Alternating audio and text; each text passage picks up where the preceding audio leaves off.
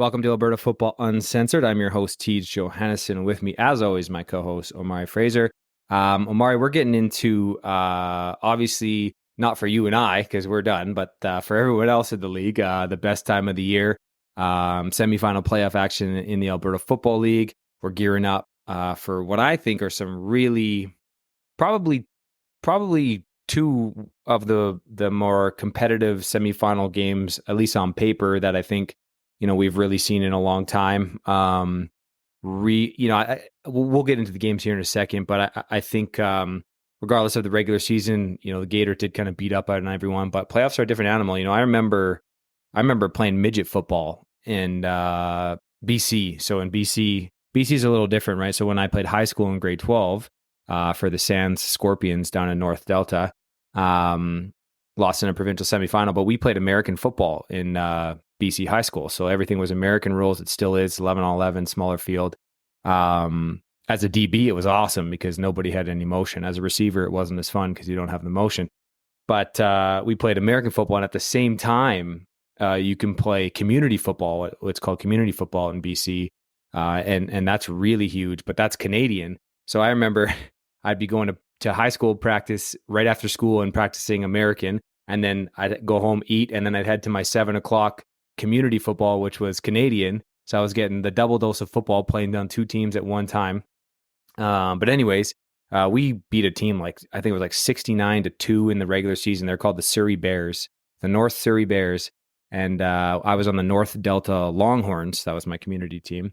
Beat them 72-0. And then they beat us 3-1 in the playoff game.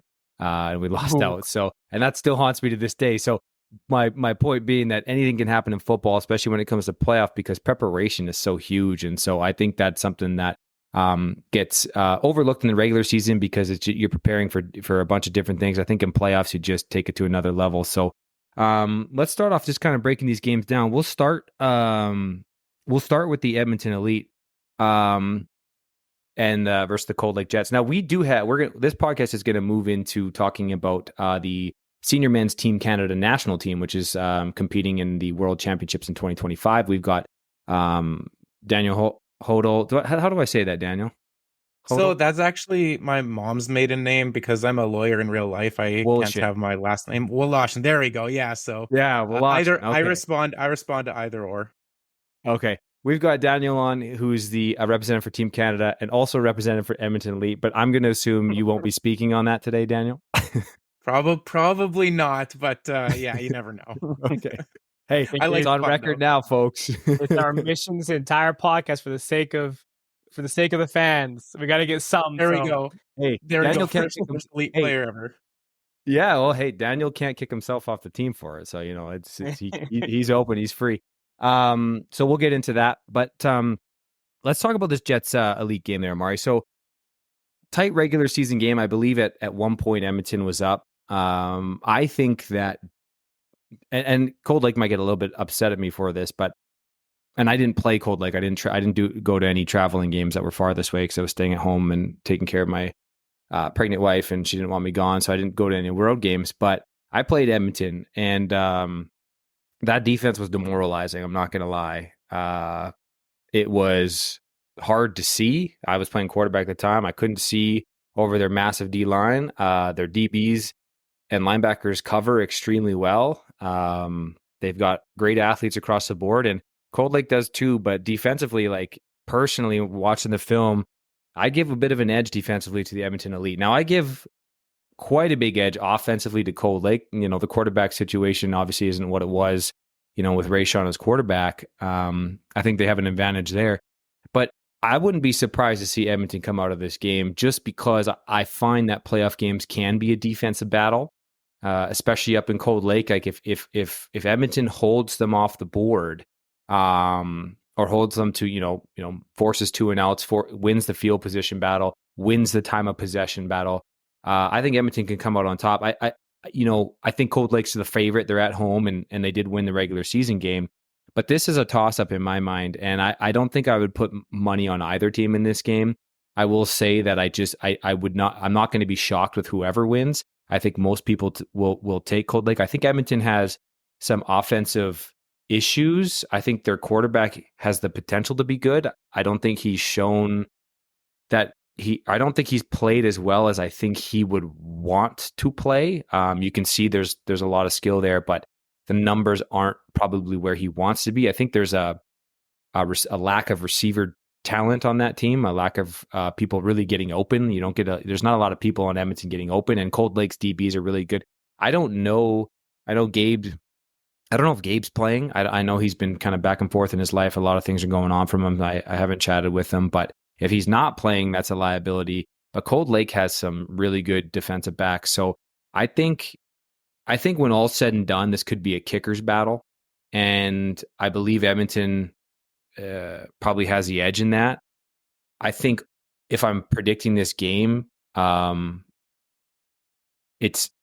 think Cold Lake probably wins. If Edmonton wins, I think Edmonton wins like 13-7. What are your thoughts on that game, Omari? I think this game's going to come down to, I'm going to take a different take here, where the game's going to come down to how well the teams run the ball. All right, you got Edmonton. I'm looking at the stats here. You got Alex Gale and Andre Simmons. Both guys who are, second and third here, top rushers of the league. And I think it's going to come down to, who's going to run the ball. Because everyone, like, passing wise, it's going to come down to, we both got strong secondaries. Both got strong front sevens. Just ultimately, you're going to need, like, whoever's run game is more established, I do think is going to win that game. Just in where then when you have the run, you can then pass, and teams don't just lock in on you and everything. Because one thing I always find in AFL games is when teams know you're going to run, linebackers shift up from going from 5 yards to 3 yards and making that really tight box. And so, battle of the front sevens is going to be where this game is dictated. All right, I think both QBs. I know both wise are going to match up quite well. I believe, what's his name? Mike. I'm just looking on the team side here. Offense, passing. For the league, Mark Barber, third in the league, 617 yards, 8 touchdowns, 5 interceptions. He's had a very, very strong showing against his rookie year. And then I know the Jets have had very strong out for the first 3. Brett, who else here? Michael Dobbs. So definitely a few things there, but I think the most consistent thing is going to be the run game. That's where my running back ties are going to go, and both got guys who can run it. And I think though, if guys can be turning out 7 yards, 6 yards, 5 yards against these strong front sevens and then those breakout runs, that's going to be the backbone there. But the other thing that I find Cold Lake is always coached well on, and I think Teague does a really good job of this, is the special teams. That's the one. That's that one facet of the game where it might be ties in here or there, but Cold Lake's always, and they've shown it every game this year. The special teams is just another level. Like, guys take it seriously, and they know, hey, we score 2-3 times the special. That's touchdowns that the offense has to then make up on. So, when I look at, like, basically you can look at it to where if Cold Lake's defense is going to get the edge or Edmonton's offense is going to get the edge, Cold Lake has special teams. Like, that's the one thing that they've firmly locked down these last few seasons, actually. Yeah, you know what? That's a really good point. And I think I think I mentioned it a little bit earlier with how preparation, is kind of the I think divider in playoffs a lot of the time, especially when we're talking about two really close teams. And from what I've seen in the past, the team that prepares the best, the team that has been the best team in regards to preparing for other teams in the playoffs has been the Cold Lake Jets. I look back to 2021 when my Bucks beat Edmonton in the finals, and Edmonton's defensive game plan against our offense was bad. Like, it wasn't good. When you go into a playoff game, in that year you had, Brandon Lay as our quarterback. You had myself as an inside receiver. You had Xavier beside me, and then Ben on the weak side. And the plan that they had to try to take away me backfired completely because those other guys just ate. And then when they, finally had to go figure out they got to cover those other guys, I came wide open for a touchdown that ended the game. And playing that game, I was thinking to myself, like, this is a bad preparation. This is a bad game plan. You're making it really easy for us. Whereas whenever I play Cold Lake, whether it be playoff, and I've played Cold Lake in the playoffs a couple times, once with the Wolfpack with you, Omari, those guys game plan properly, and it's different every time. Like, they game plan specifically, and they run a specific defense for who they're playing that week. And I remember I ran against the Jets when we were playing for the Wolfpack. Everything that I ran, like every route that I was called, and albeit fair, like Daryl's not a super complicated guy with his route schemes, but they were on top of it. They were ready to run the routes. They were beating me to the routes. Like, if I was running an out, their guy was already outside of me and understood what was going on. Their linebacker was chasing it out to the flats. Like, really good preparation. And I know Teague, being an ex-CFL guy, Teague Sherman down there with the Jets, he takes a lot of pride in preparing properly. And he's been taught that obviously throughout his life. And I don't think there's anybody better in the Alberta Football League right now than Teague Sherman when it comes to preparing all facets of the game. And especially, as you mentioned, special teams. Like, they just have an edge there. They block punts, they return kicks, they cause fumbles. And in a game that's going to be close, you're right, that can be a difference. I do think, speaking of the running backs, that I know Cold Lake's got a good running game. I really like that Edmonton running back. I think he was like the all-time leading rusher in CGFL or something like that. OUA? He came from Carleton? I believe. I saw on the picture there, on the picture they posted, he came from that. I think he had like a uniform of him, like, stiff arming a dude and like Heismaning at the same time. Yeah. So you're right. Like, if I'm Edmonton and I'm going into this game, I'm thinking, how do we win this game? Okay, so I like to make checklists of personally myself when I'm scouting or coaching. What do I got to do to win? What do I got to do? And not just win the game, but what do I got to do to win the series? And the key things that I think are the most key that people don't talk about enough, but field position and time of possession. So how do I win field position and how do I win time of possession? And I think if I'm Edmonton, the answer is pretty simple. Run the ball as much as you can, get those first downs, create a passing game that's short and quick, because those DBs, the D line of Cold Lake's going to get there. The linebackers are good. How can we get the ball in our playmakers' hands quickly? Eliminate the downfield stuff. And that's what I would do if I'm Edmonton. And if I'm Cold Lake, I would try to force them to do the exact opposite. So if I'm Cold Lake and I'm thinking, okay, this is how Edmonton. So Edmonton's the way Edmonton beats us is by running the ball and through the short passing game. So if I'm Cold Lake, now I'm sending a lot of pressure. I'm gearing up against that run. I'm playing tight, and I'm trusting my guys to be able to play man to man, because I believe the Cold Lake DBs across the board will win those man to man reps 9 out of 10 times, maybe 99 out of 100 times. I think the Cold Lake DBs are much better than the Edmonton receivers. So I'm playing man. I'm playing cover 0. I'm playing tight. I'm playing up. I'm sending 6. I'm sending 5. I'm filling gaps. I'm keeping 7, 8 in the box. Like, I would even get to the point where I'm putting 8 in the box, playing without a safety, playing cover 0, playing press man, and making that quarterback throw the ball quickly and be uncomfortable in the pocket, and completely eliminate the ability to run the football.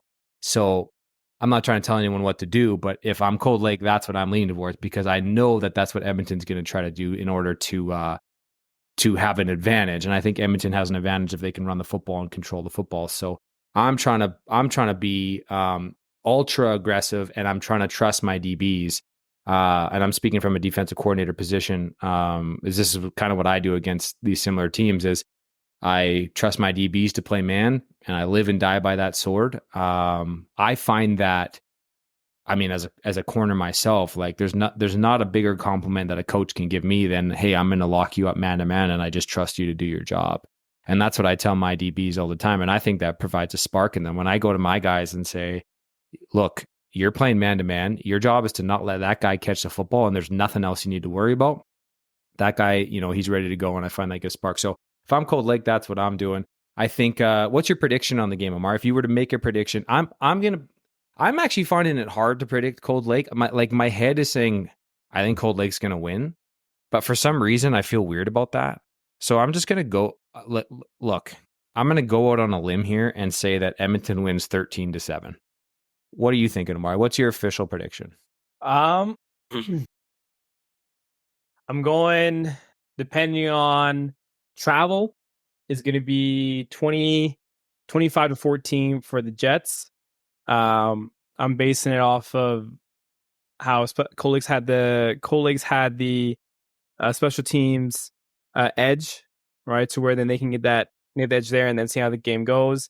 And then with it being an away game, seeing how well Edmonton travels. I know it's playoffs, so I think the travel question shouldn't be a big thing there, but it's gonna be close at halftime. I'm gonna switch and see here, close game, because I feel like most teams can keep within. Like I think like most teams now have been had a good matchup wise at the halftime, where it's either like really close or like okay they're only up 1 touchdown, 2 touchdowns, but then like the fourth quarter it just widens up here. That's what I've noticed, but because of playoffs and everything, it should be tight. But I'm going to give the edge here to Cold Lake because I'm accounting for, and this is the reason why, for two big plays on specials, where I've seen this now with Cole. He's going to block a punt. I'm calling he's going to block a punt, and then return on kickoff, return on a kickoff return, a punt return. Bridges.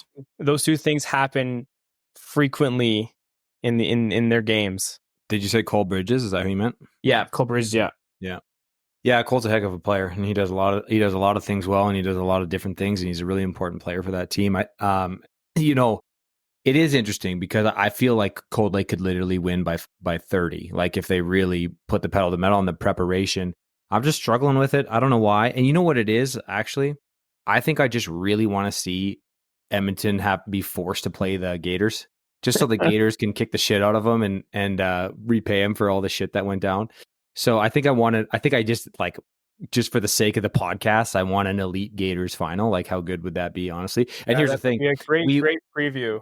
The only shitty thing for us is we would love to have next week. We're going to hopefully have both teams that are in the final on the podcast. Of course, if the elite are in the final, they won't come on the podcast. But then I just get a shit on them the whole time about how they won't come on the podcast, and then it adds more to the story. So I think it'd be good. I mean, it'd be good regardless. I think Jets Gators would obviously be the better matchup and probably more exciting. I think the Gators kick the absolute shit out of the elite. The elite's defense is good. Doesn't matter. Jordan Heather's better than everybody. So, and those receivers on the Gators are just better. And Jordan has no panic. And Jordan understands how to read defenses. And Jordan's seen those kind of players. Like Jordan was a Heck Creighton winner. So it's not like when I saw those guys, I'd never played quarterback in my life, and I'm sitting here like this is awkward. I feel very uncomfortable, and I hated it. It was very unfun. I didn't enjoy it. I still remember when we played him. It was number 9 on Elite. That guy's ridiculous. Like it's absolutely. I swear that guy came in fresh out of like an Alabama, University of Alabama training program. Like he had our number 1. He wears number 1, Julian Bond, as quarterback. Number 9, I had him about to suplex him, and the ref was just like, blown those, like, please do not suplex this 18-year-old fresh out of Forest Lawn. This man's fresh out of like an Alabama like NCAA training program. I turned back because I was thinking I was on a faker like other side of the pass pro, and I'm like, oh god, like bye Julian. And luckily you blow the whistle like hard, like, yo, please do not suplex this literally young man. And that guy's pretty small, Julian. So yeah, that wouldn't have gone over well. That would have been kind of like that man that's boxing the women in the Olympics. Just completely unfair. Airdrie and Gators. I don't even know if I need to spend a lot of time on this.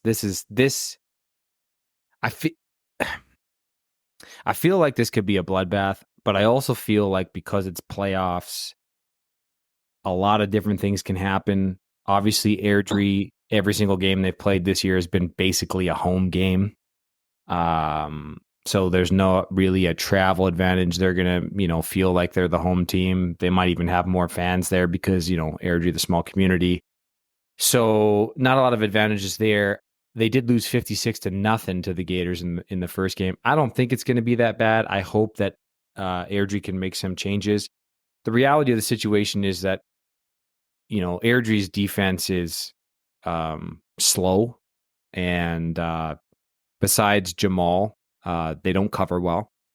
And you can take Jamal out of the game by just not throwing the ball to his side, and they don't need to throw the ball to his side. And the reality is, if Jamal's covering Ben, you're talking about two really good players playing against each other, and Ben's going to win some of those reps. No doubt in my mind about that, especially when, Ben in the playoffs. Ben in the playoffs is a different animal than he was in the season. The guy led the league in receiving this year. So, and he's looking as good as I've ever seen him. I played with Ben for a number of years, and he struggled with a few different injuries and stuff throughout his year and still dominated. And this year he's looking fresh, he's looking fast, he's looking powerful, he's catching everything. So I think the Gators are going to win by a lot. I there's all this weird stuff about we had an anonymous poster. I know who he was because as an admin of the group, I know who the anonymous posters are. And maybe I'll tell you off air, Omari, because I don't want to break that. But you know this guy quite well, actually. So you wouldn't be surprised to know that it was him. But he mentioned that Airdrie was having, a blow up, and they all want the Williams brothers out. And I guess, the only really key Williams on that team, I guess they're the safety there, but the main key ones are quarterback. I don't know what the issue is. Obviously, I'm not a part of that team. I don't mind him. He did call when we played him on the Canada Day game. He did call our corner Mason Rempel. He called him a bitch, and then the very next play, Mason picked him off. So that was kind of funny. So shout out Mason, because that was one of the more hilarious moments. You can't call a guy a bitch as a quarterback and then throw a pick to him the very next play. It's a bad look. But Josh, I've always thought he was a decent guy. They do that. I don't think they've done that roundtable talk for a while. Maybe there's a reason for that. But, it'd be kind of weird that there's like a mutiny against their quarterback. Because here's the reality, Airdrie. If you don't have him, who do you have? If you don't have him, you guys suck. Like, you guys are last place in the entire league. Like, you got good running backs, but it really don't matter if you literally can't throw the ball. And your backup quarterback, I think, was his brother. So if you get rid of both of those guys, like, who do you have? So it's kind of a weird situation. I don't know if that's true. Again, it was a rumor that was posted. I tend to believe there's definitely some truth to it. So we'll see how it kind of turns out for them this week. But Airdrie's defense is too slow. They're not good enough. They don't cover well enough besides Jamal. Their offense is a huck it and chuck it. And I think they'll have a little bit of success. The Gators DBs, here's the thing. If the Gators have a weakness, it's in their defensive backfield. They have some holes. Alex Issick is there, but he's been off for a long time. And I love Alex. I watched him our receiver, Brett Bilsma, ran right past him. Now, Brett unfortunately dropped the pass. It was kind of a fingertippy one, but he was beat pretty bad. And I've never seen Alex get beat that bad before. So I think he's still coming into it. I think he's obviously not as good as he once was, especially how can you be when you take that many years off? They've got a kid named Brett playing halfback who just started playing halfback last year and has a ton of potential, but he's not where his potential can be. That's for sure. Brett is going to be a hell of a player in a few years when he really starts learning the position. But he's not, he's not a super stud there right now because he's very new to the position. He's athletic. He's getting by his athleticism, and he'll make some plays, but he's beatable, and Issick's beatable, and Rob, look, he's 40 something years old playing corner, not very fast, not very quick. I love that guy, but is he a lockdown corner right now in this time of his career? No, of course not. So there's definitely the ability to throw the football. Their best DB might be OJ, and he plays halfback, and he's not again the quickest guy in the world. So there's some holes on that Gators secondary for sure, and that would probably be one of their few weaknesses. Their D-line and linebackers are really good, and they're obviously very talented on offense. So I think Airdrie can score some points. I think they should score some points. I think they can probably run the ball. I think they can get away with passing it, taking a few shots, completing a few passes. All in all, I think the Gators win probably 35-10. What are you thinking? This is now a complete flip because then now you have such a high-powered offense. Because this is now where such a high-powered offense. You got Heather, who I think I just heard from our guys at the airport. They saw him coming in with the paparazzi and everything. So everyone, we should have been there. we should have been there to get a statement from him. But I think one thing that I just think of this now is it's such a high-powered offense, like receiver stacked, O-line so very well experienced, like Grant Potter, Zach, Tyshawn, like man, Don, all those guys are very well experienced in this area of playoff football. I know from when we were playing them from the Wolfpack and I was playing defense, like the way that they're moving all together, they're quite synchronized. Bryce Harper in the backfield, like Bryce Harper, leading rusher. You got Ben, leading receiver. Hey, it's going to be, you're going to need that Irish defense need to play the lights out to slow them down, but can them slowing down the Gators be enough to outpace the Irish offense on that defense, which in this case, the edge, it goes to the Gators defense with how tenacious they're going to be, and they're going to be coming after it. And there's a few stories that we know are wanting to complete. So, in that balance of equation, I think it's going to be a game where like 40, 45 nothing. I don't think it's going to be like a 60 nothing game, but maybe like a 45-7, 14. Where I think the Irish are going to score some points. They have some stuff coming in, and you scout for 2 weeks. Obviously, you're going to scout them out, but as you get past that like scouting phase of like after the second half football, it's going to open up. So yeah, what's actually another point too, which is I don't think anyone truly knows how these things work, but the Gators have had a lot of time off. So the Gators didn't play the final week of the season. So they, I think they've been off for 3 weeks now at least. So it'll be interesting to see what kind of, you don't want to say rust, because obviously this is what I mean by people, people I think overlook time off. Because here's the reality, like think about the first game of the season. The Gators had 8 months off and went in there and put a beating on Cold Lake. So I don't think it's actually going to matter. But I guess it's something to mention because it's always mentioned on like any kind of sports talk about, oh, this team had an extra bye week and do they want to rest these players? And what does it do? Here's the reality, people. Athletes, it doesn't matter. It doesn't matter if you go 1 week off, 2 weeks off. None of this stuff matters. We don't think about it. It doesn't pop into our head. You show up and you play. I think that a lot of that stuff is overrated. So I don't think that's going to matter. And then to add to final point before we get to our next part here, like when I went to do the POV video that I've been doing, just said like, I guess I know for the Wolfpack, and then I went to ask Kurt if I can come out and do like a practice one for the Gators. And, this is awesome to have her invite me in and everything. Everyone was teasing, saying I'm spying for the league and everything. And I'm doing, just doing some content. It's just content. Yeah. Even though it was a practice where it was a Labor Day long weekend, they still had 35, 40 guys out. Still ran a full O&D intensity and everything. And the one thing that like, like as much as I was there for con, I was also watching for like, what are they doing different? Like, if I had to be really honest, they're all there for intention, right? All the guys are getting the work, like one thing I find is just like guys are listening in, like whoever's explaining, they're all listening, not a lot of side chatter. Hey, we're doing this drill for this reason, right? And everyone's going to work. Even though people were in practice, some guys were running guys over, your own teammate, but they were still keeping that high intensity just to simulate how things were. And a lot of they were fighting for depth chart and everything. So I can only imagine where if their practices are that intense and, guys are still having to fight, even in practice, even though I know that some teams, either don't practice as hard or this or that, but they're there fighting for it, earning it, making sure they're doing their part to compete and get better because they're all there with intention. And, I could definitely tell that, which is awesome to see there. And it makes you wonder, like, okay, are the teams practicing like this? Which, yeah, I mean, if I was to get invited to every team and do a POV video, maybe I can do it there. But I'm not going to share any secrets or all that because I feel like I need to stay very unbiased or Switzerland in that case. Yeah. Well, you know what? And that doesn't surprise me. And intention is definitely a great way to describe it. I think that Kurt wouldn't have it any other way. I mean, those guys are in it to win a national championship. So, and I think I know they're very serious about that. Like that is, for them, it's national or bust. I mean, that's why they came back, right? They have the Gators in their history have 2 1-point losses in national games. So they are ready to win a national title. They're hosting, AFL is hosting this year.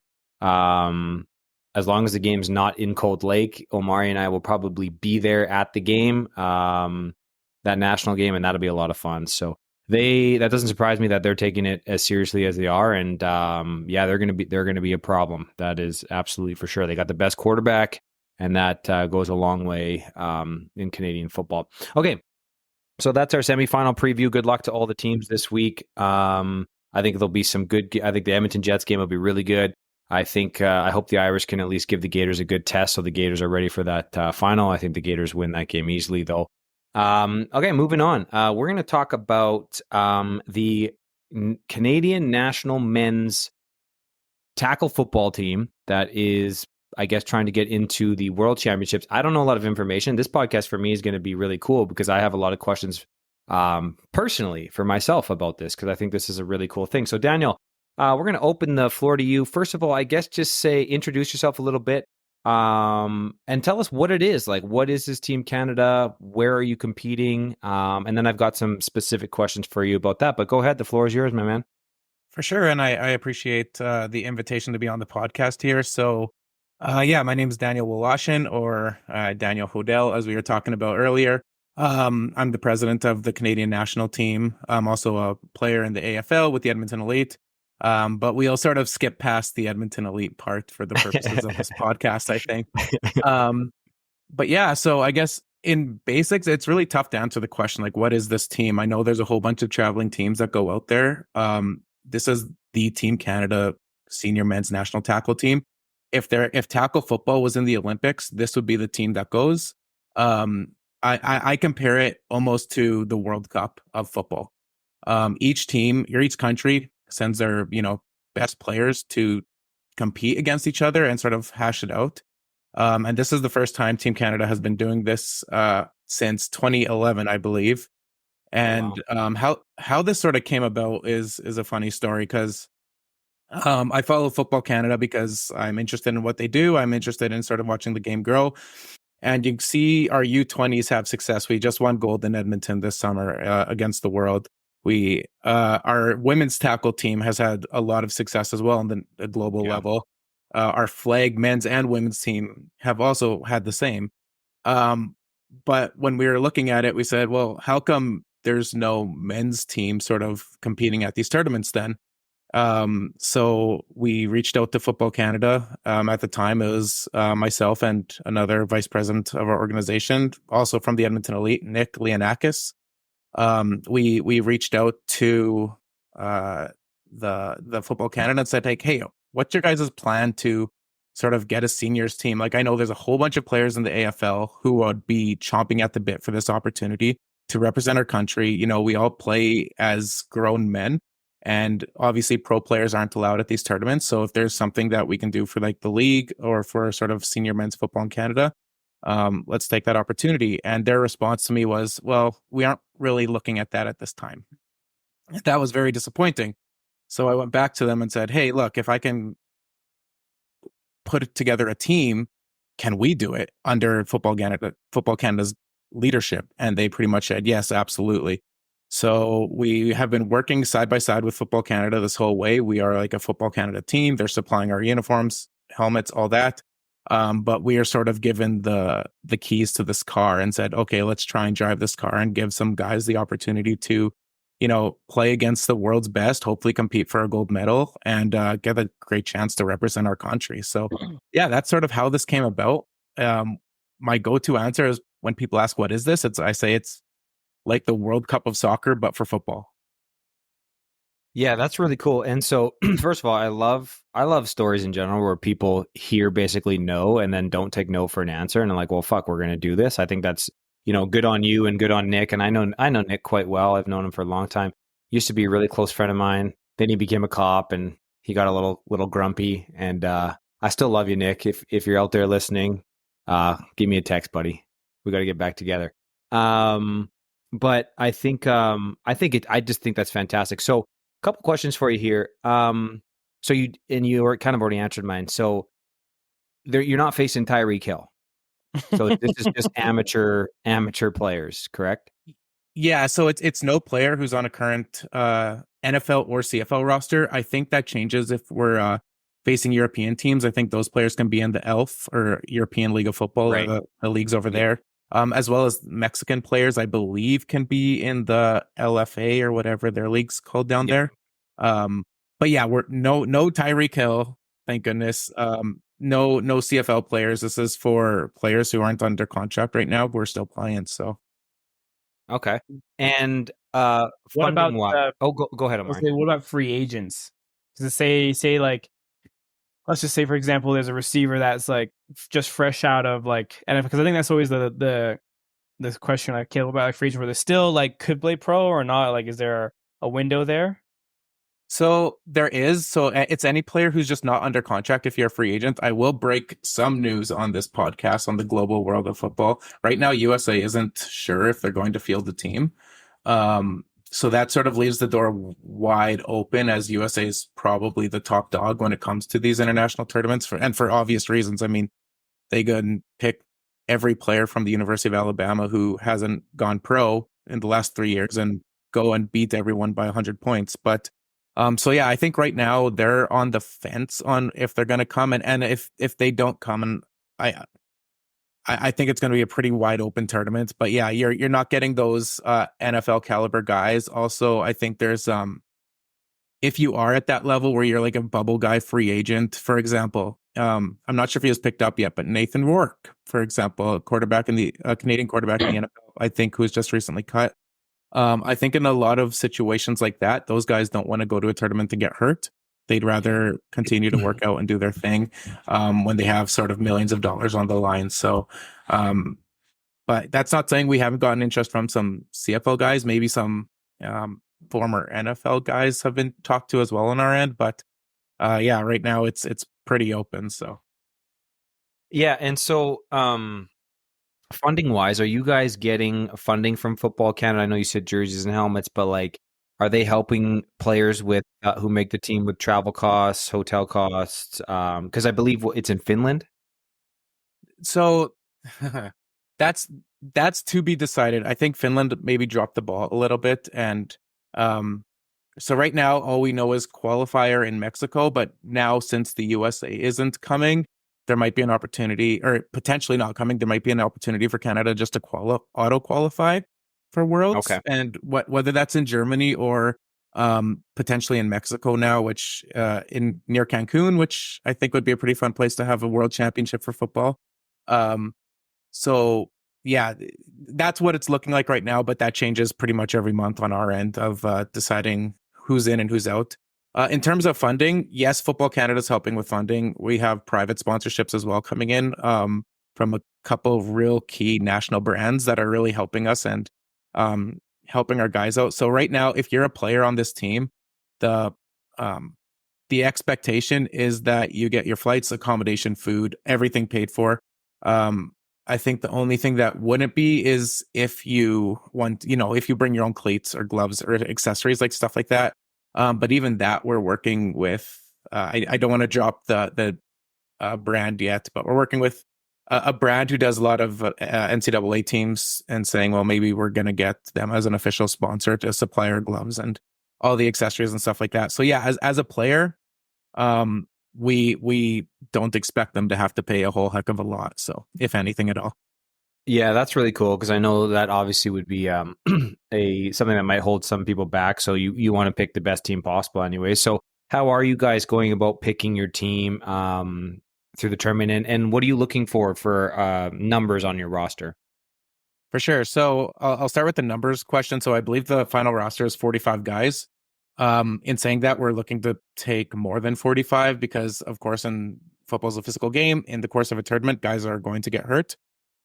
So having 5 or 6 extra guys who might be considered like practice squad guys who are there with us, who are practicing with us, who are just ready to step in case anyone gets hurt. So I'd say probably around 45's if game day roster, but probably taking around 50. And in terms of our tryouts, we are holding ID camps across the country.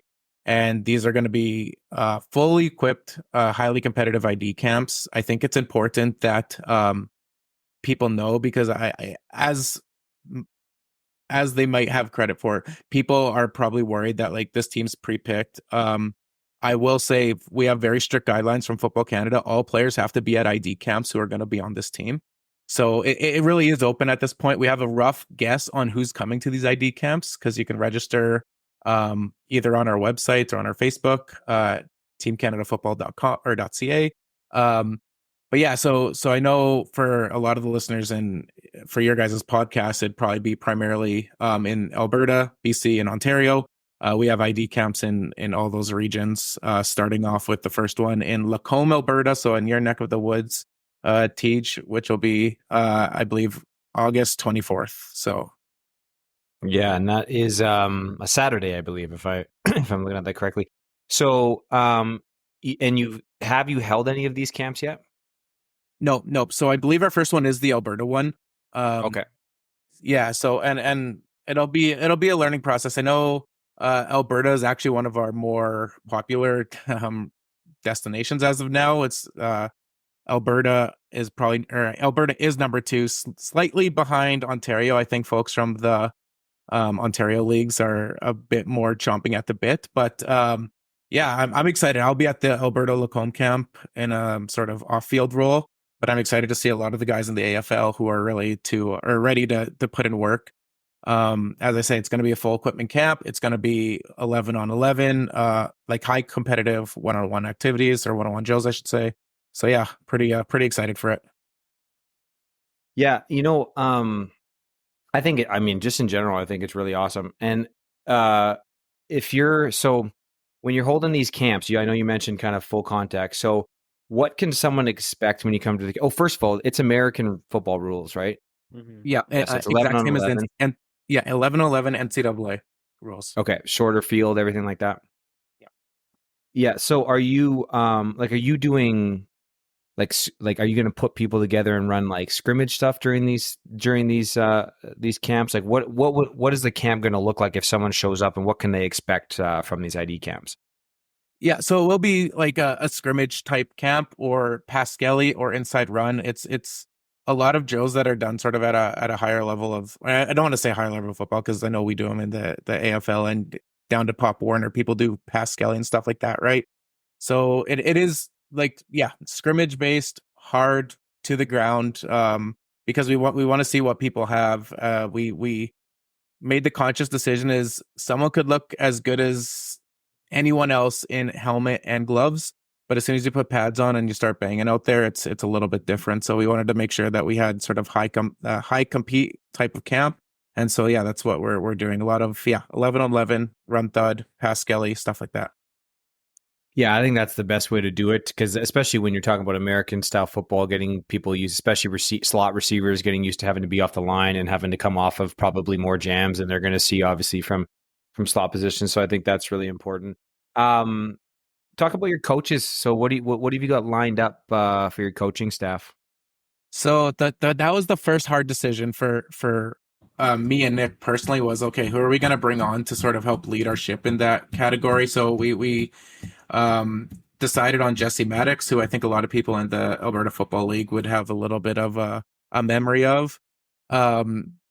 We thought Jesse was a fantastic pick because we needed someone more than sort of an X's and O's tactician. We wanted someone who had experience building a program, and that was definitely him. He is so good at recruiting both coaches and players, as well as fundraising and finding that money. So we are really happy with him. And then the rest of our coaching staff, we put a call up for coaches. And I know I personally feel bad because at that point, we didn't know what we were going to get. I told some of my friends who coach high school here in Regina, I said, like, hey, look, you should consider considering applying for this. And then we got a whole bunch of coaching applications from people who were either just CFL coaches or CIS coaches. I mean, like our coaching staff has probably more than 5 Grey Cups under their belt, both as players, as coaches. Our offensive coordinator coaches at the frickin' Manning Academy wow. and is the current offensive coordinator for UBC. A lot of head coaches in the CIS. I mean, it was incredible. We didn't quite expect the turnout we got for people applying to coaches. But I think that sort of goes to that there was an appetite for this team to sort of get off the ground and represent our country in a sport that Canada invented, for crying out loud. So yeah, we are pretty excited with the coaching staff we have, all of which have either CIS or CGFL experience, a lot of which have CFL experience, both as coaches and players. So yeah, we're pretty excited for that. Are those coaches? I just got a couple more, and then I'll pass it to Amari. Are those coaches all going to be at the ID camps? So no, the ID camps will be attended by the coaches who are from that respected region. We will have a couple coaches that go to each camp. But in terms of funding, as much as we tried, we couldn't afford to fly 10 coaches to across the country. But there will be a couple, and I believe we have it set up where all the ID camps will be filmed. So when you're going out doing your thing, it's not like the coaches aren't going to see it. We will have them filmed, and have the coaches will do their breakdown on the player management side of things and who fits their scheme. And, it's a bit of a different beast when it comes to American football and stuff like that. So. Yeah. You know what? So because you kind of mentioned it a little bit before, and this is my last one for now, and then I'll let Amari ask you some. I know in talking to a few people, I've been around sports for a long time. I understand that politics is a big part of things. And, when you bring in a coaching staff, there are going to be people that they know and they have relationships with. Obviously, there's a cost to come to these camps. So what would you say to people who maybe are like, okay, I got to spend $120 to come to these camps. But do I realistically, am I going to be given a fair shot?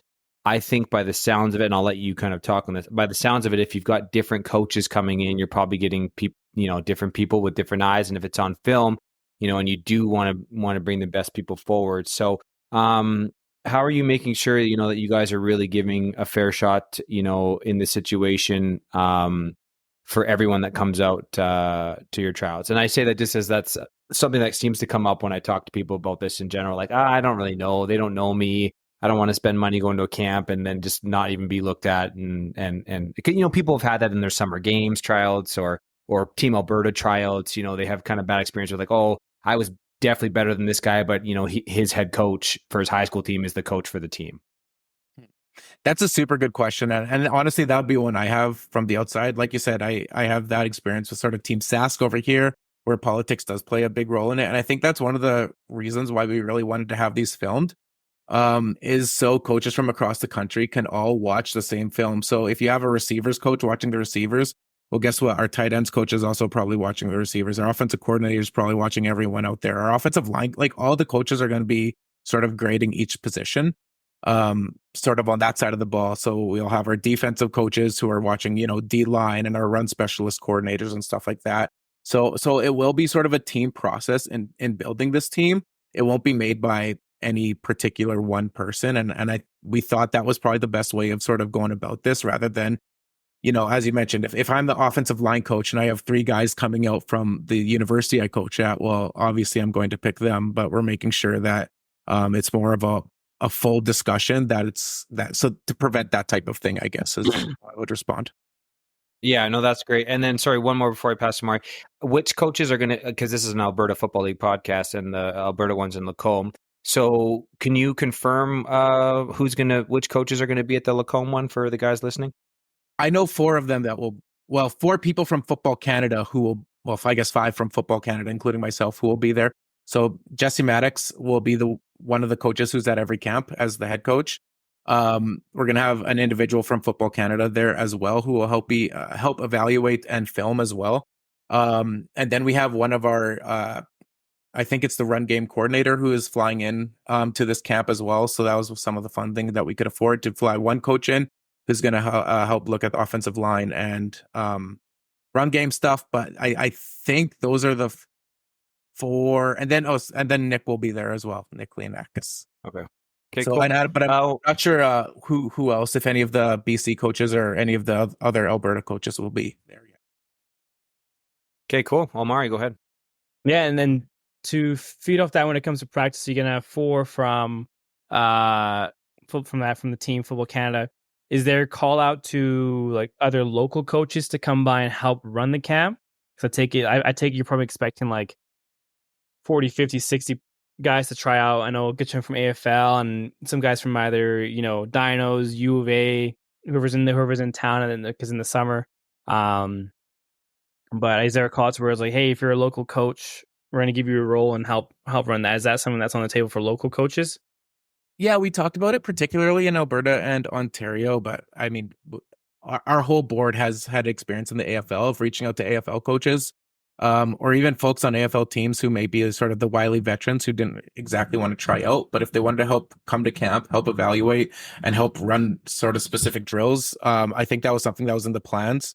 And I'm not sure where we landed on that yet, but I know we discussed it. And if I were a betting man, I would bet that we're going to be checking in with some sort of local coaches, particularly AFL coaches, because I think that's a great way for them to sort of see the rest of the talent that's out there. It sort of brings the league a little closer.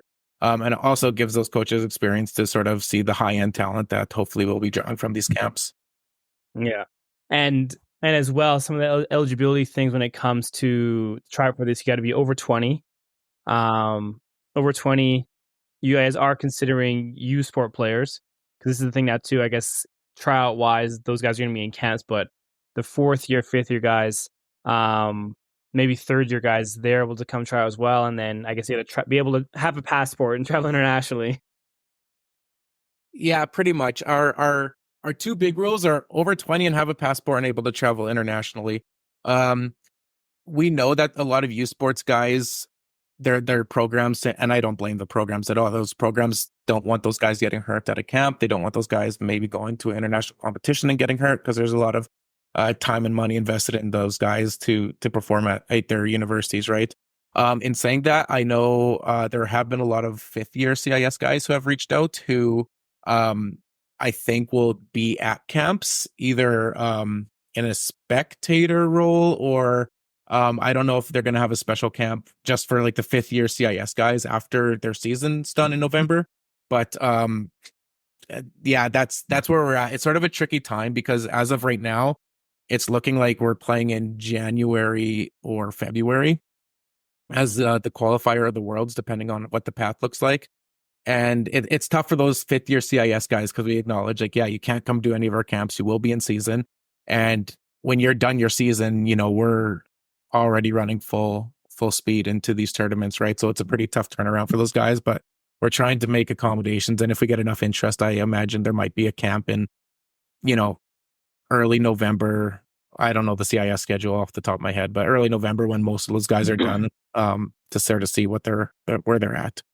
Yeah, because that I think that's now I've heard a few things from similar to what T just heard, where they're just like, oh, like, am I going to try out, but then lose a spot to, or not say so, but like have a, call it political pick to the U Sport guy, junior guy coming, because and like there's like some reality to face that, where like those guys are coming out of a program, workouts, they're more in their prime, which is fair to say, because a lot of us AFL guys, like, we're on the other side of it, where like, hey, we have our lives, we have our families, we got our careers, like, like I didn't get to go to the gym today because I had to, come home and help out with the little one, and like, it's just one of those life things where it's not like our heart's on it, but we got responsibilities. But it's always fair to say, like, hey, if there's a young guy who, I mean, say young, but like guy who's just in his prime, training program, everything, like you got to make the accommodation there, because they're also in that window where they have more opportunity in this game, where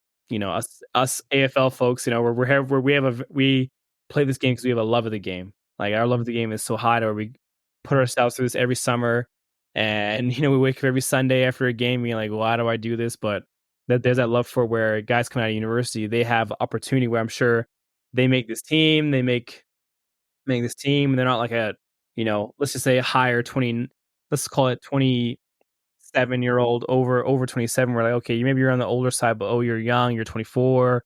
Oh yeah, maybe we can talk about some safe opportunities. So I'm sure there's that we have to accommodate there.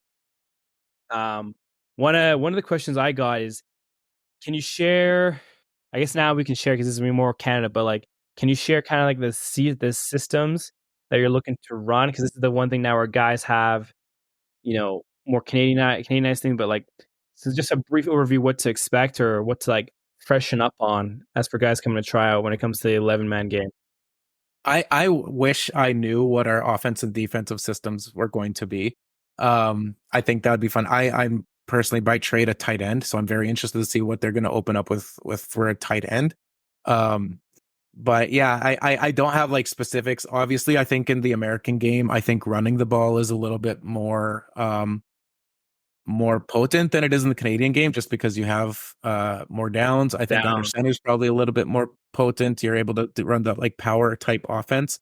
In saying that, our offensive coordinator, I don't know what he's sort of picking for in terms of his sort of style. I guess he's probably still working on that. But in saying if he's a coach at the Madding Academy and is I have a hunch he's going to be a pass happy type of offensive coordinator, which is, I guess, sort of the way that the game is running. So, yeah, that would be my guess. But yeah, I think just getting used to the rules. I know when I came back from the States, the yard off the line was a pretty big change up. And even just like getting to the field and thinking like, wow, this field is tiny in comparison to a Canadian field. Just it's so much thinner. So yeah, just started getting used to sort of those little differences in the game, I think would probably be helpful. But of course, I think for these ID camps, we're not expecting guys to be ready to be thrown into a system and say, go. Yeah. Yeah. Cause I think just like OC wise, is it going to be Stevenson Bone? Yeah. That's correct. From UBC. Yeah. I see. Yeah. So maybe we got to watch some UBC film here. I have a couple of kids who I coach are out there right now, so I might say, hey, send over some game tapes here just so I can get an idea of his philosophies and everything. But shoot over the playbook, see if they'll send that, and if they do send that, don't tell coach. maybe next time I have a call with them, I might say, hey, just like hold it up so I can get those screenshots here. Well, hey, let's just get the guy on the podcast, Omari. Like, what are we doing here? That'd be perfect. You know this guy's name, you know people that play for him. Tell them to get him to come on the podcast, and then we can talk. We can kind of expand this this conversation and talk a little bit of UBC as well, which is kind of what we want to expand the podcast into more of a national football podcast. Is our goal here coming up in the fall when we start high school season and doing some more stuff. Absolutely. Let's put the call here for anyone who's watched this who has ties to UBC. I know I got some kids who I coach right there. Let's try and get Stevenson Bone on. I know for a while we tried to get Matt Berry on as on the defense side, but I think it'd be cool to have, especially leading up to high school. That could be a nice tie-in of like a offensive mindset, defensive mindset. Maybe guys get a little tidbits, maybe like a little master class on that. That'd be kind of fun. So there's an idea there we'll definitely have to bring back into before they get heavy into their camps here. Yeah, well, you know what I would really like to do with the podcast, excuse me, as it evolves is I know we talk about a lot of game predictions and different things like that, but having coaches on and basically running like mini coaching clinics on the podcast of people, really smart people, and talking about different ways to run a practice, different ways to run drills, different ways to run concepts and schemes. And because I mean, I could nerd out on football all day long. So and I'm a sponge. I want to hear smart people talk about football as much as I can. So sorry guys, that's just Omari and I we've been talking a lot about what we want to do moving forward with the popularity of the podcast, just kind of in the AFL section and high school section. So one thing I got for Daniel here is just along with for this upcoming game plan for Cole, what do you guys have planned as the elite? Mm-hmm. Yeah. I agree with your guys' statement that the game will probably be won or lost in the front 7 or 8. Okay. Hey, that is lawyer. Got an answer right up. That's the lawyer right there. Yeah. I gave a hint that I don't know. Maybe there's a front 8 coming to Cold Lake. Maybe we expect a big running game, but we'll see. I guess we'll see. He lawyered that right up. Hey, he knew that was coming, and he's like, hey. What is that? What do they say? What do they say in court? Like, I know I've watched like Suits, and they say, "Oh, I plead the fifth," or whatever they say. But what do you say in the Canadian courts that like is similar to the fifth, or I plead the fifth? So it'd be something along the lines of like, I plead not to self-incriminate or something along those lines. Oh yeah, Daniel, you're a lawyer, aren't you? Yeah. Yeah. Okay. All right. It makes sense. So yeah, I'm Um, not the fun courthouse type lawyer. I know my fiance is. I write my job is I'm a legislative drafter for the government, so I write new legislation. But my fiance is a federal crown prosecutor, so whenever we go to parties, everyone's more interested to hear her stories than mine. But that's okay. actually, can we have her on the podcast? Because that would maybe Mari. We should create a spin-off podcast if we're For- getting lawyers on and talking. If you ever delve into true crime, I'll get you guys all set up. get Spin-off some podcast, case Amari? files. Declassify them. True crime with Tej and Omari. I love it. That'd actually be good. Daniel. So the tournament. I know there's a little bit of uncertainty right now. Obviously, like you said, where it's going to be and who's going to be there. Who are you expecting to be there team wise? And is this an every 4 years thing? Yeah, so every 4 years, I know the last tournament was canceled due to COVID, I guess in 2020. Right. But who do I expect to be there? So right now, I know of what countries are either interested in going through the qualifying process or have actively finished the qualifying process. So I'll start in North America. We have Canada, USA, as I said, is a maybe. Mexico is hyper interested in coming to this tournament.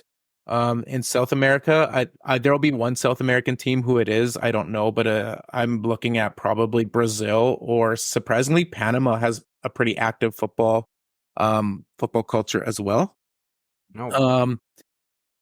Australia was set to host this, so I imagine that they're still actively trying to find a way to get to Worlds. Japan will be there for sure. They'll be quite competitive, aren't they? I think Japan, yeah. Japan's sneaky good at football. I mean, I think outside of I'll put Canada there, but outside of the US and Canada, I think Japan is like a force to be reckoning with. I think the X League out there is just like one of the probably outside of the CFL, NFL, and the UFL. I think the X League is probably the best professional football league. Wow. But I think Sweden had qualified already, but I don't know what their intentions are with the tournament potentially getting moved. Austria and there's Germany, I think. So yeah, those would be the teams. So I don't know if it'll be an 8-team, 6-team, 4-team type of tournament. I guess it depends on the rules with what IFAF is going to do for qualifying process. Okay, cool. Go ahead, Omar. Is there a potential? I know in the under 20, they did like 2 teams, like Team Canada A, Team Canada B. Is there the possibility of doing that for the senior side, or is it again more of a funding backup logistics kind of answer? So I'm not too sure. So I think if the tournament was hosted in Canada, that there would definitely be an opportunity to do that. But getting that amount of people to Brazil, like I know we have like made preliminary budgets and we're talking like we want to do it right, but like we're looking at around $200,000 a tournament, just to get our guys down there and make sure they're fed well and have gym access and all that type of thing. So to get 2 teams down there, maybe if there's interest, but that's a Football Canada thing. If someone else was like reared up to take on another team, Tej and Amari, maybe that's something that could be a possibility. But as of now, I don't think so. Hey, that'd be interesting. I haven't put any thought into it besides the 3 seconds that I've been talking since you said that, but that'd be kind of fun to do it. I've been debating myself to come out to the tryouts or not, just to play, run around and play football again too. I am deathly afraid of flying, so I'm not sure how I'm going to get over that hurdle if I were to make the team. But you'll drive down. I'll drive to Mexico. Yeah, you know what? That's actually an option. I will say right now, I mean, this is still very, very preliminary, but right now we're working with a couple CFL teams who may offer their jets to us, saying like, "Hey, just take our commercial or our charters down there." So, that's a goal for us. I guess that's like a fundraising goal where it's like if we can, wiggle in there and get that done, maybe that'll help your ease of flying a little bit. Yeah. That actually probably would. You know what? I think that though, Daniel, is first of all, obviously you and Nick are doing a great job, and the coaching staff as well. And So ton of appreciation and respect for you guys, because that's obviously a lot to take on, and the logistics of that must be just an absolute nightmare trying to figure everything out. And it sounds like you said you're really trying to treat the players and make this team well, and I think that's really cool. There's nothing, better as a player than feeling valued and feeling like you're being taken care of, by the people in charge. So, but as you're moving forward through these process, the process of picking the team, when is I guess I should say, which tryout is your final tryout? And then when are you planning to set your team and make your team? Oh, goodness. So that's a good question. I'll have to pull up the calendar to know what our final tryout is. So our final tryout is in Waterloo, October 10th. Okay. I believe is the and date. Where's your BC one? Sorry. It's at Simon Fraser University. They already have the American field set up, so we don't have to do anything for that. But so that's tricky because, like I mentioned earlier, if we qualify, we know we're heading to Mexico in January. So that means if we qualify, that team's being picked early November. If we get an auto pass to Worlds and Worlds is pushed to March, that gives us a little bit more time to pick our team, make sure we're really going over it. So if we do that, I imagine early January is when we pick our team. But again, that's depending on the dates as well. So can you clarify? I'm just, I guess, a little confused. So just clarify the qualifying process. So you said Worlds is in March. What's the qualifying process then? So yeah, sorry, I definitely jumped over that a bit. So as of right now, this second, the IFAF, like International Federation of American Football, I think is what it is. They're debating on if Canada will get an auto qualifier, so we go straight to Worlds, or if we're going to have to play a qualifying match against Mexico, and if you win that, then you go to Worlds. Okay. So that's sort of what I mean. And like I said, right now we don't know the answer to that. Frankly, I don't know if IFAF knows the answer to that, let alone Football Canada. So yeah, I think once they get probably a definitive answer on what the United States is doing, that we will have a pretty clear path. If I was a betting individual, I would bet that Canada is going to auto qualify, so we won't have to play a qualifying match against Mexico. We'll just be shot straight into the World Championships.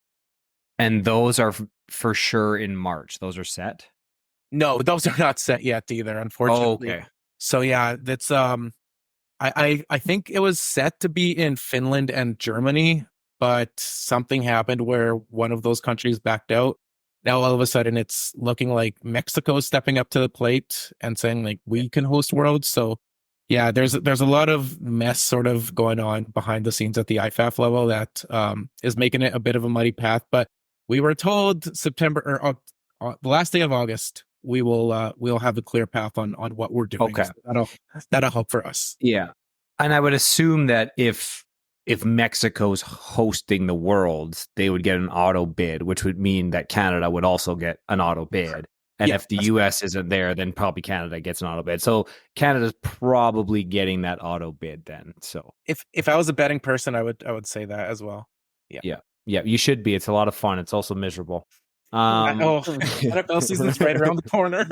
Yeah, dude. Hey, man, I've actually had a good run this year betting on golf, betting on the PGA Tour, just picking outright winners. Here's the key: if you're betting on golf, always put $10 on every Canadian, because you always get great odds. And we've already had 3 Canadian wins this year, and I've pocketed big time on those. Turn $10 into $2,000 every time a Canadian wins, essentially, depending on the tournament. Always pick a Canadian. And then always pick a couple long shot odds. And if Scotty Scheffler wins, just say, oh, well, no one else is going to win because that guy's insane. So that's my golf betting tips. Omari, you got anything else? Yeah, I've seen this trend now on social media saying you got to bet in WNBA with the women, but time it to their time of the month. That's a big money move. And I'm like, wait, I'm like who has the time to track all this? And how do you find this information? Okay, someone in Vegas, there's somebody tracking it. Oh, 100%. They have people definitely tracking that stuff, because that is actually legit. Was 100% legit. Women just, naturally, obviously, are going to be at their top selves for that. So, and they sync, apparently. I'm not an expert in this, but they sync, so you can get entire teams on it at the same time, and then you just take the other team and you're successful. That is not official advice. If you take our advice and lose, you cannot come after the Alberta Football Uncensored podcast. Disclaimer alert. Okay. Yeah. None of it. By the way, Joe Rogan said this on his comedy show on Netflix, which, by the way, was just absolutely hilarious. You should watch it. Don't take any advice from us on the podcast. If you take advice from us and something bad happens, you're an idiot. Don't do it. We're just two random dudes that speak our opinions, especially me, obviously, pretty opinionated on some things. And I do some weird stuff in my own life to take care of my body. And I do give out advice. But if anything bad happens, please don't come after us again. Okay. Omar, you got anything else for Daniel?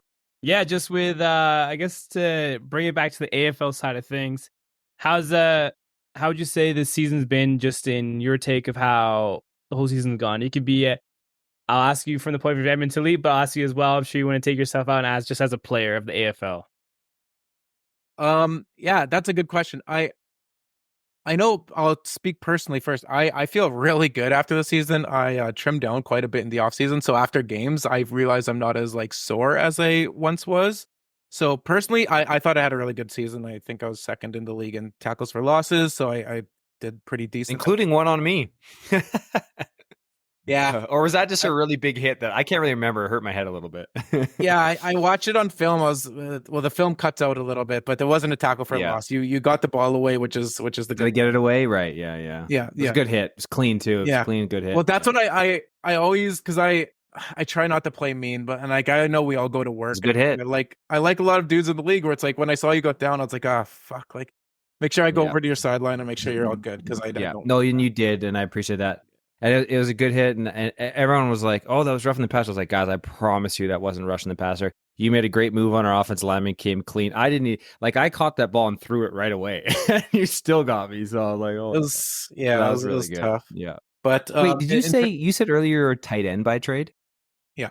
Yeah. Oh, really? I went out of high school. I went to Minot State. It's a NCAA D2 school.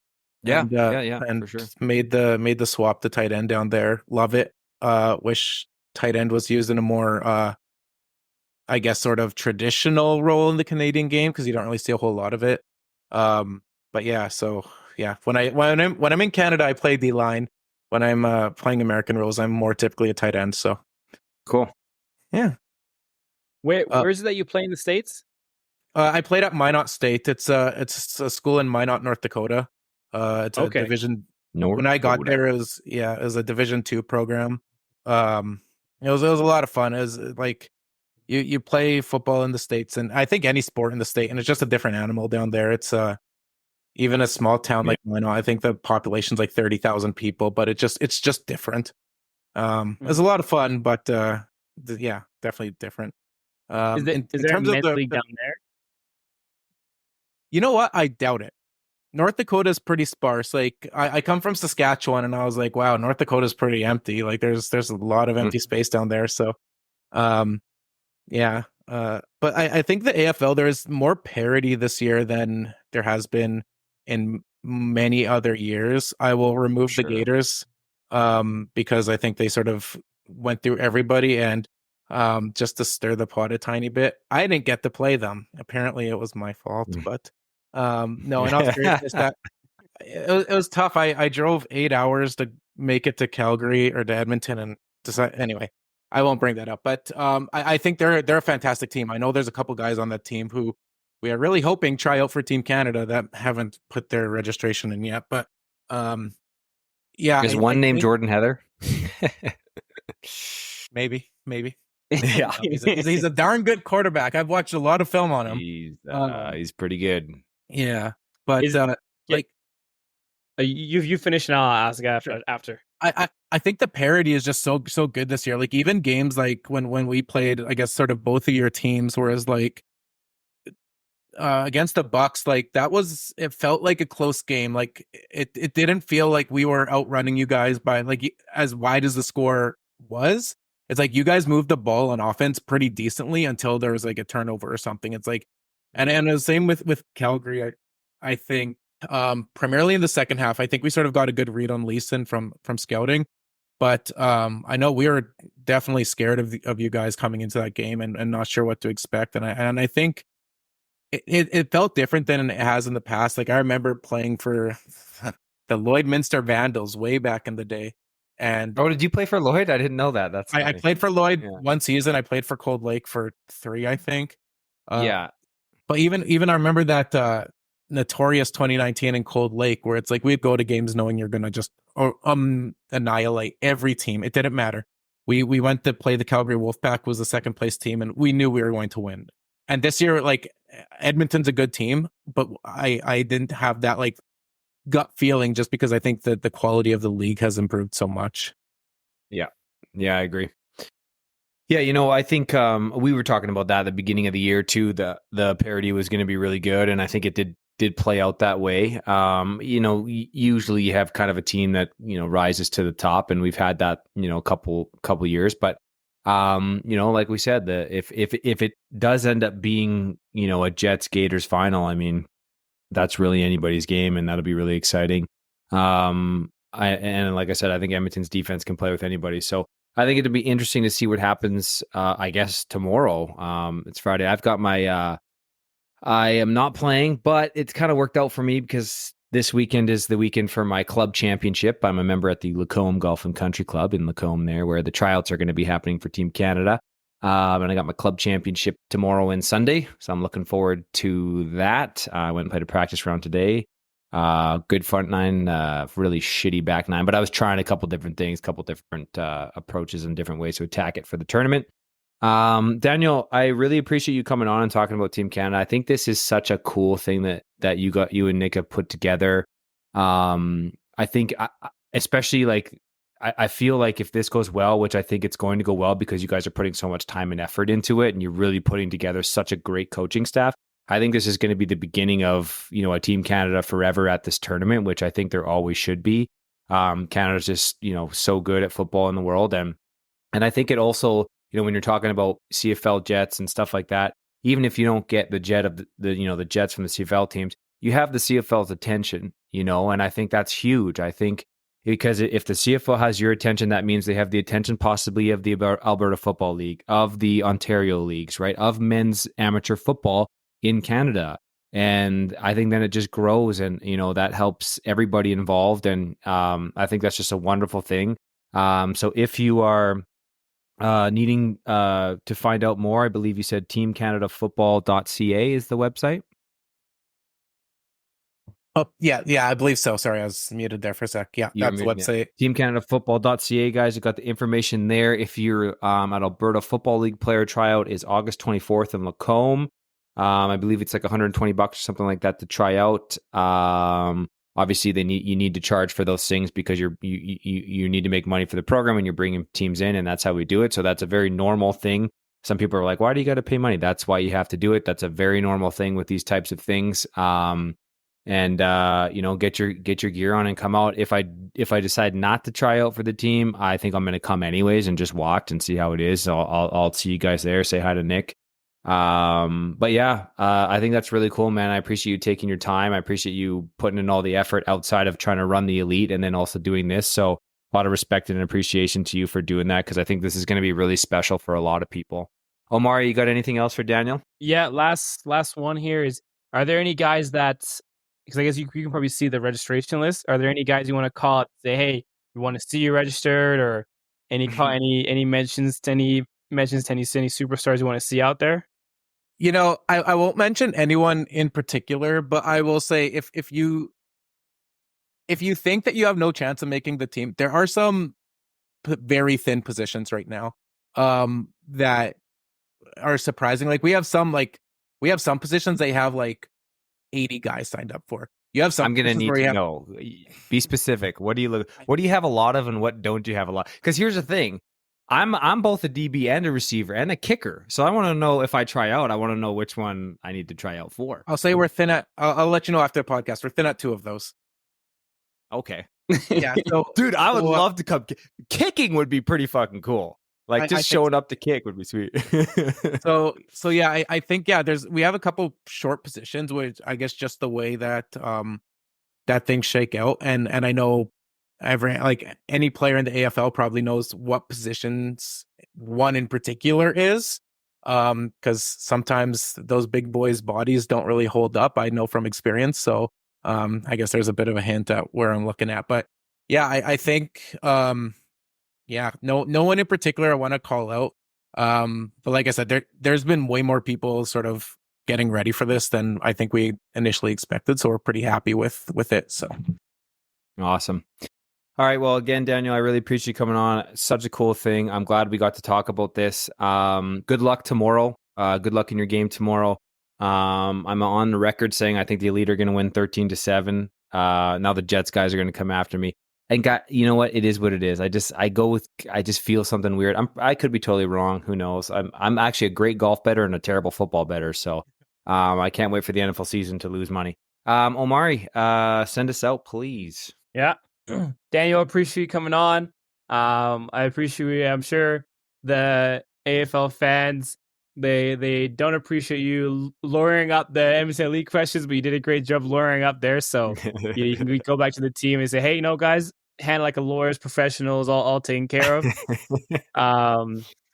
It's been a great season. Looking forward to another great round of football. Just semi-football here in AFL, which is going to be awesome to see. I think one game's at 4, one game's at 6. So for those tuning on the live streams, you're going to see a good evening of AFL football product. For those who now tuning to us, you're going to see our episode here on Apple Podcast, Spotify, YouTube, Google Podcasts, wherever you get your podcast. So appreciate everyone there. Like, subscribe, all those good things. We got some exciting things launching here. We're working out the logistics here and getting back into routine. And, with the high school football coming up, and especially in that mid-area, I know we have some stuff that's been logged to go. So, it's definitely been a great time of football where we plan to also entertain, educate as well, widen the game. So it's going to be a good time here. So I appreciate everyone tuning in, and we'll see you guys all in the next episode. Entertain, educate. Okay, there's one more E we got to think of. That's a good slogan. I like that, Omari. All right, Daniel, take care. Good luck tomorrow. See you, Omari. yes, thanks guys. Have a good night. You too.